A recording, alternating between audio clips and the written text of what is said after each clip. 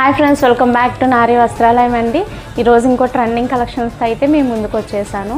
నేను ప్రీవియస్గా ఏ వీడియోస్ అయితే చేశానో వాటికి మంచి రెస్పాన్స్ అయితే వచ్చింది. అలాగే గివ్ అవే గిఫ్ట్స్ కూడా నేను డిస్పాచ్ అయితే చేసేసాను మేడం.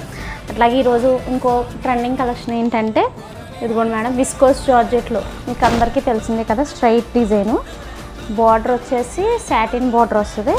విస్కోస్ జార్జెట్ ఫ్యాబ్రిక్ అండి. బ్లౌజ్ వచ్చేసి ఇట్లా కాంట్రాస్ట్ వస్తుంది మీకు.